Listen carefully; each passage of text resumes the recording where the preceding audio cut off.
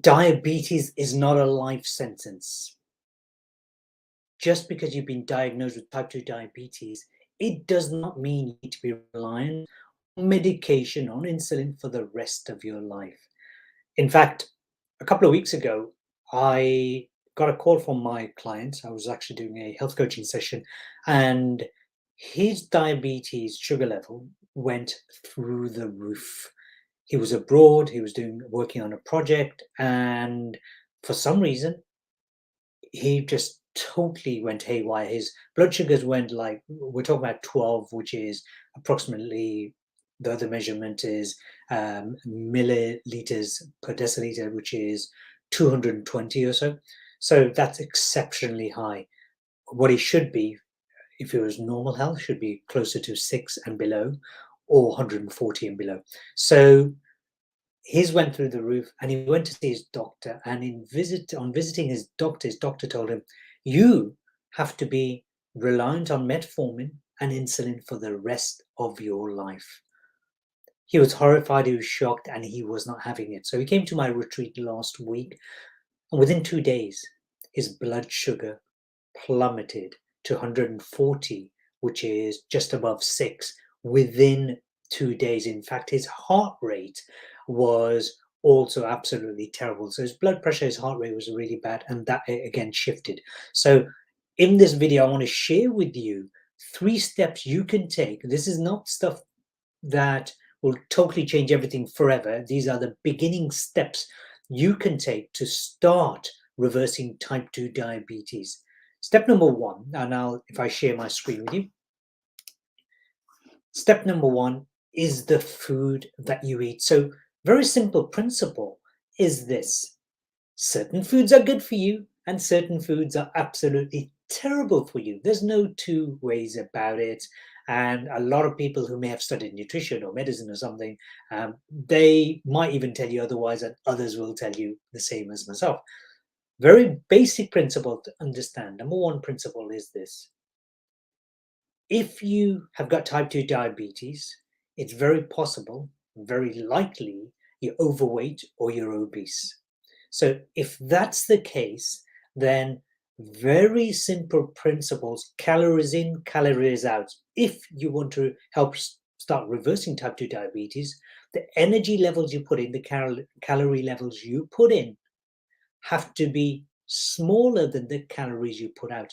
And one way to start off with is eat foods that are going to help you to become more insulin sensitive, not insulin resistant, which is one of the key causes of type 2 diabetes, but insulin sensitive. And these foods include stuff like broccoli and other fibrous vegetables such as carrots. So those kind of, broccoli is something a lot of people hate, but you know what? If you dress it up nicely, and I'm not talking about those bought salad dressings, but stuff you can make at home, it can be super tasty and extraordinarily beneficial to you.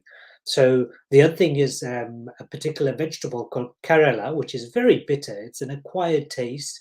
It's spelled Karela, Karela, and that's something that you may not find in every shop. You will find it in Indian, South Asian food stores, Bangladeshi, Pakistani, Indian kind of food stores. That is used in India to actually help reverse type 2 diabetes. The other thing is to have drinks and concoctions that support it. So stuff like kombucha, or I've created a particular recipe called Janna Chai, which is a tea, herbal tea made out of parsley, and it's got a couple of other ingredients. And in essence, what that does is helps keep your blood sugar levels down. So if you want any one of those items, by the way, I'll put a link on, and then perhaps you can download them and download the recipes. I've got a book called 28 Plus Foods that will help you increase your insulin sensitivity. So I'll put a link on board later on after I finish the live. So eat good foods that support you, and make sure you burn more foods, more calories than you consume. Very simple principle number one. Principle number two is, and this is, remember, what you want to do is become more insulin sensitive. And insulin sensitivity happens because your mitochondria in your cells are burning up energy. And most simple method of the lot by far, and I don't know why people don't do it, which is this. After every meal, go for a short walk. It doesn't have to be fast. When you're walking, you got so many muscles working at the same time. You're not just using your legs, you're using your lungs, you're using your arms, your back's moving, your core's moving. Your entirety of your body is actually moving. You don't have to run fast, you don't have to walk fast. It's just a nice short walk. What's the recommended time? Optimally 15 minutes walk straight after a meal. Don't sit around because that will just make you feel like a sloth. So 15 minutes minimum, 5 minutes. Now you might say, well, it's so freezing cold outside, or it's too hot like it is now at the time of recording.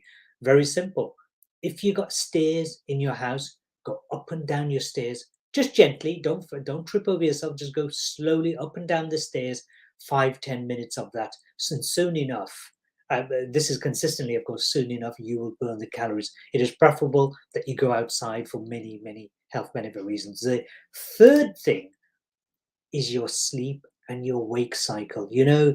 Those people who do not get enough sleep or sleep late end up becoming more insulin resistant, number one. Number two, they develop more hunger pangs during the day. So you're going to end up having food to help your moods, because you will have mood swings. Have you ever had, say, for example, slept really late one night, following day you wake up and you're feeling groggy and maybe a bit snappy? Well, that is due to your lack of sleep. We all need, on average, adults need 7 to 8 hours sleep on average. Some need slightly more, some less, but not much different to that. Teenagers need more sleep, just to make sure you're aware of that. And so there are very specific times to sleep and wake.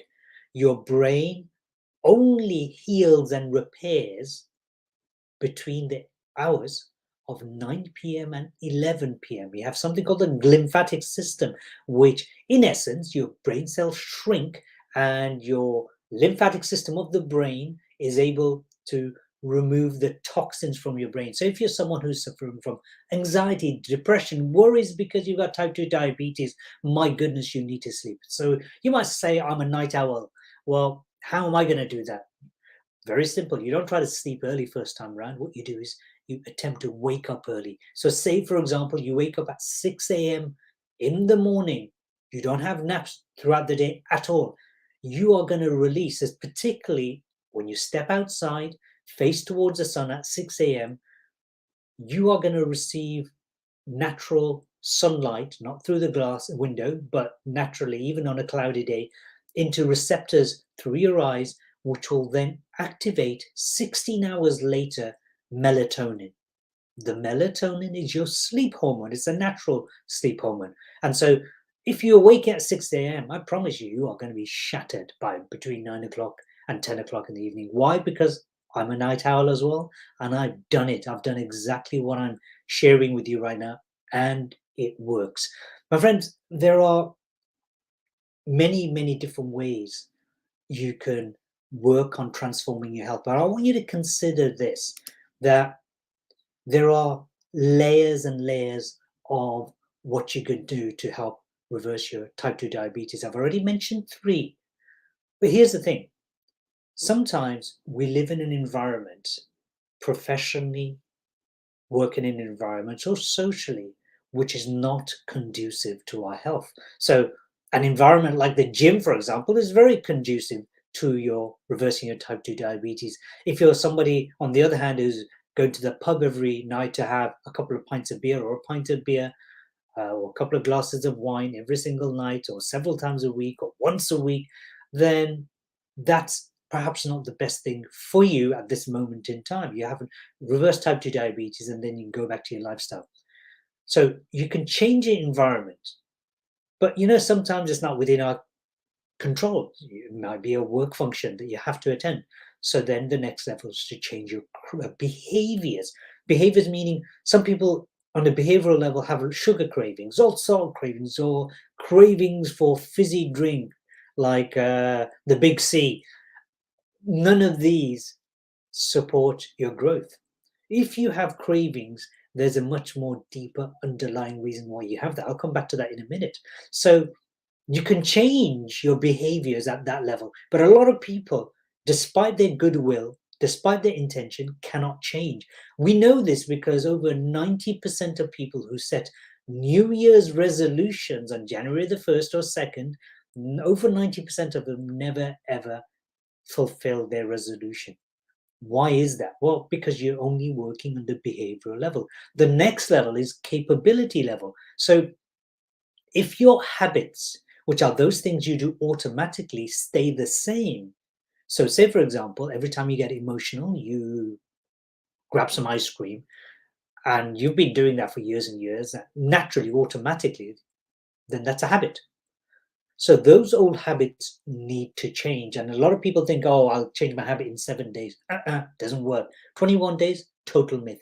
30 days to change a habit, still a myth. 45 days, still a myth. The science shows that it takes, on average, that means sometimes longer, sometimes less, but generally on average, 66 days to change into a new habit. And in those 66 days, it's going to be challenging. You might even forget to do whatever it is that you're wanting to do, the new habit. You might forget to do it. And then what? Okay, one day you missed it, 2 days a week, you start from scratch. So it takes a lot of focus, energy, and intention and attention to form a new habit. So that's one thing. But the next level up, which is even more powerful, if you want to change, if you want to reverse type 2 diabetes, then the next level up is to look at your perceptions of reality. You see, people, and I've worked with plenty of people with type 2 diabetes as well as other chronic diseases, but type 2 diabetes is my main focus. So, people who have these sugar cravings, have the salt cravings, emotionally eating, etc., their values and their perceptions of reality is such that they have cravings. So, the perception of reality, subconsciously, it happens, by the way, is the world is disappointing. The sweetness that I used to have in my life is gone. So you end up chasing the sweetness.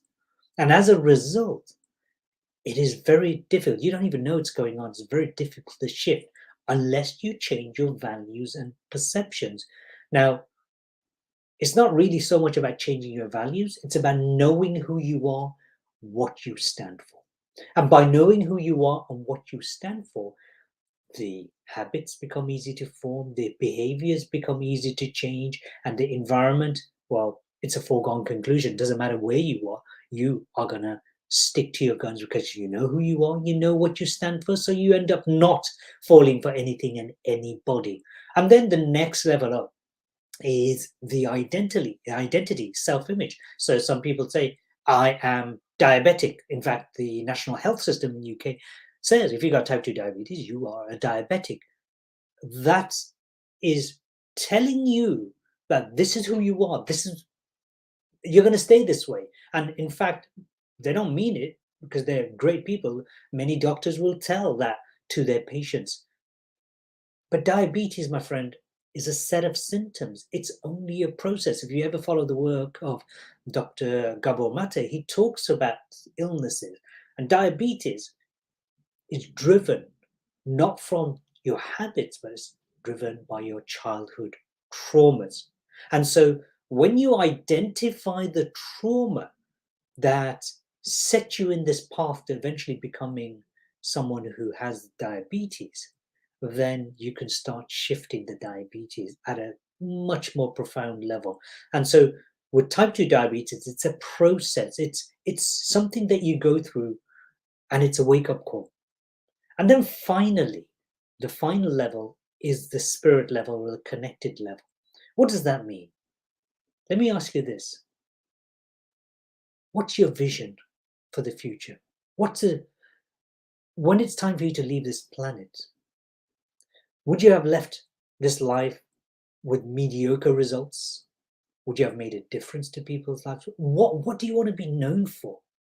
What song do you want to sing rather than take that song with you to the grave? We're talking about your sole purpose.